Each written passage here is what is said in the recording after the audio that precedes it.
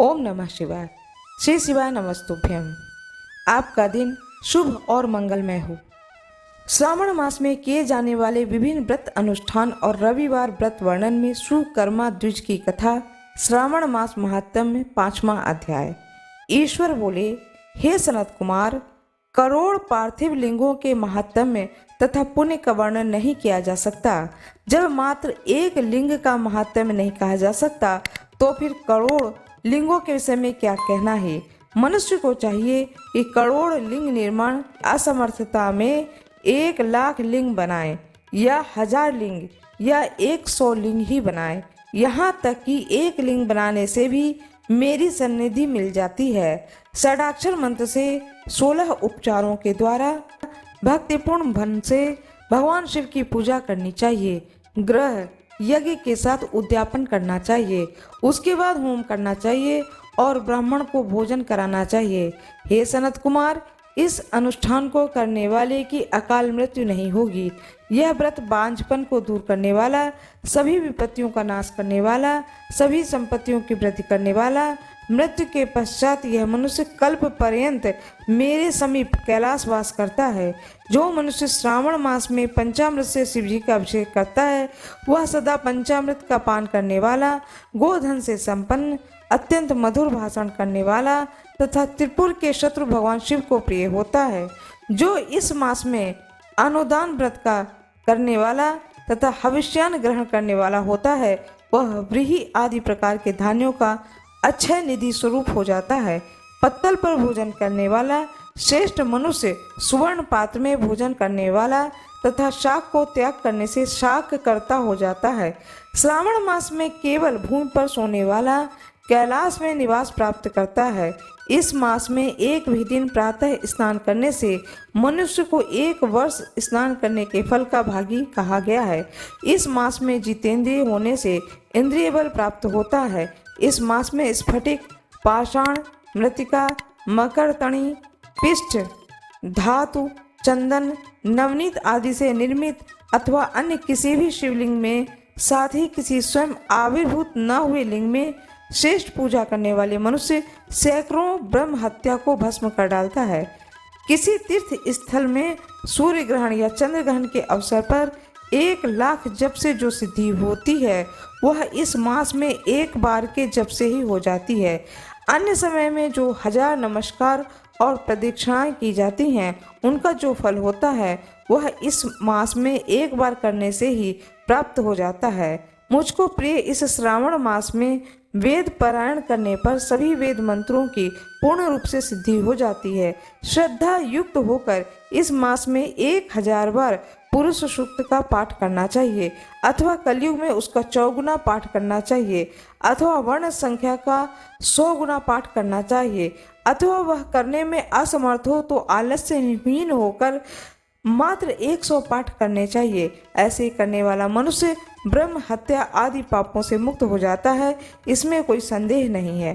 गुरु पत्नी के साथ संसर्ग जन पाप के लिए यही महान प्रायश्चित है। इसके समान पुण्यप्रद, पवित्र तथा पाप नाशक कुछ भी नहीं है। पुरुष सूक्त के जप के बिना इस मास में एक भी व्यतीत नहीं करना चाहिए। जो मनुष्य इस फल को अर्थवाद कहता है वह नरकगामी होता है। इस महीने में समधा, चारू, तिल और धृत से ग्रह यज्ञ होम करना चाहिए। शिव के रूपों का भली भांति ध्यान आदि करके धूप, गंध, पुष्प, नैवेद्य आदि से पूजन करना चाहिए और अपने सामर्थ्य के अनुसार कोटि होम, लक्ष होम अथवा 10 सहस्त्र होम करने चाहिए। व्याहृतियों ओम भू, ओम भुवः, ओम स्वः के साथ तिलों के द्वारा भी यह ग्रह यज्ञ नामक होम किया जाता है। हे सनत कुमार, इसके बाद अब मैं वारों के व्रतों का वर्णन करूंगा, आप सुनिए। हे अनग, उनमें सर्वप्रथम मैं आपको रविवार का व्रत बताऊंगा।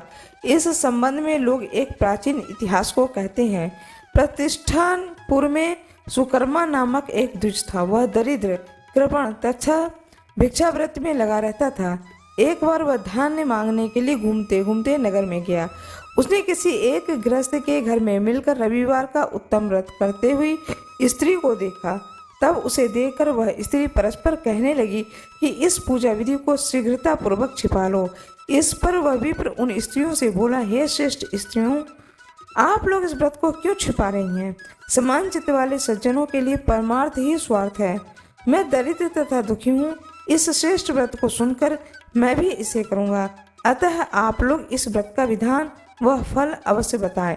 स्त्रियां बोली, हे द्विज, इस व्रत के करने में आप उन्माद तथा प्रमाद करेंगे अथवा भूल जाएंगे अथवा इसके प्रति अभक्ति या अनास्था रखने लगेंगे। अतः आपको यह व्रत कैसे बताऊं? उनकी यह बात सुनकर उनमें से एक पौढ़ा स्त्री थी, वह ब्राह्मण से व्रत तथा व्रत की विधि बताने लगी। हे ब्राह्मण, श्रावण मास के शुक्ल पक्ष के प्रथम रविवार को मौन होकर उठ करके शीतल जैसे स्नान करें। उसके बाद अपना नित्य कर्म संपन्न करके पान के एक शुभ दल पर रक्त चंदन से सूर्य के समान पूर्ण गोलाकार 12 परिधियों वाला सुंदर मंडल बनाए। उस मंडल में रक्त चंदन से संज्ञा सहित सूर्य का पूजन करें। उसके बाद घुटनों के बल भूमि पर झुककर 12 मंडलों पर अलग अलग रक्त चंदन तथा जपा कुसुम से मिश्रित अर्ध श्रद्धा भक्ति पूर्वक सूर्य को विधिवत प्रदान करें और लाल अक्षत, जपा कुसुम तथा अन्य उपचारों से पूजन करें। उसके बाद मिश्री से युक्त नारिकेल के बीज का नैवेद्य अर्पित करके आदित्य मंत्रों से सूर्य की स्तुति करें और श्रेष्ठ 12 मंत्रों से 12 नमस्कार तथा प्रदक्षिणाएं करें।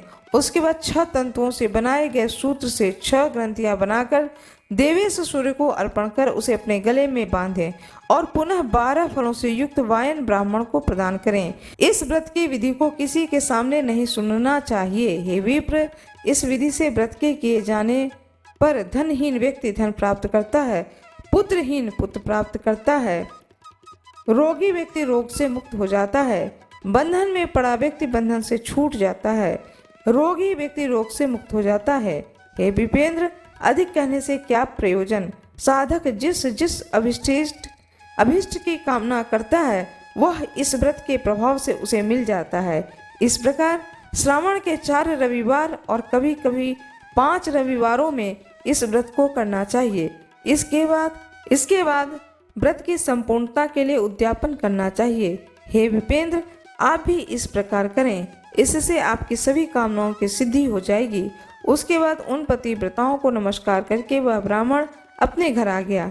जैसा सुना था उसी विधि से उस संपूर्ण व्रत को किया और अपनी दोनों पुत्रियों को भी वह विधि सुनाई। उस व्रत के सुनने मात्र से शिव जी के दर्शन तथा उनके पूजन के प्रभाव से वे कन्याएं देवांगनाओं के सदृश हो गईं। उसी समय से उस ब्राह्मण के घर में लक्ष्मी ने प्रवेश किया और वह अनेक उपायों तथा निमित्तों से धनवान हो गया। किसी दिन उस नगर के राजा ने ब्राह्मण के घर से होकर राजमार्ग से जाते समय खिड़की में कड़ी से उन दोनों सुंदर तथा अनुपमी कन्याओं को देखा। तीनों लोकों में कमल, चंद्रमा आदि जो भी सुंदर वस्तुएं हैं उन्हें वे दोनों कन्याएं अपने शरीर के अवयवों से तिरस्कृत कर रही हैं। उन्हें देखकर राजा मोहित हो गया और क्षण भर के लिए वहीं पर खड़ा हो गया और ब्राह्मण को शीघ्र बुलाकर उन्होंने दोनों कन्याओं को मांग लिया तथा उस ब्राह्मण ने भी हर्षित होकर दोनों कन्याएं राजा को प्रदान कर दी। उस राजा को पति के रूप में प्राप्त करके वे कन्याएं भी प्रसन्न हो गईं। वे स्वयं इस व्रत को करने लगीं और पुत्र पौत्र आदि से संपन्न हो गईं। हे मुने, महान ऐश्वर्य देने वाले इस व्रत को मैंने आपसे कह दिया। हे निधि नंदन, जिस व्रत के श्रवण मात्र से मनुष्य सभी मनोरथ को प्राप्त कर लेता है उसके अनुष्ठान के फल का वर्णन कैसे किया जाए।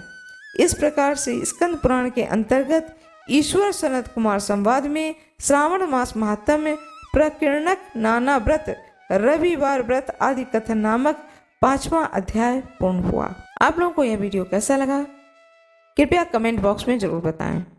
भगवान शंकर की पूजा किसी भी विधि से करें, चाहे शिवलिंग पार्थिव शिवलिंग बना लें, चाहे घर में कोई छोटा सा अंगूठे से भी छोटा शिवलिंग हो उस शिवलिंग की पूजा करें या किसी शिवालय में जाकर पूजा करें।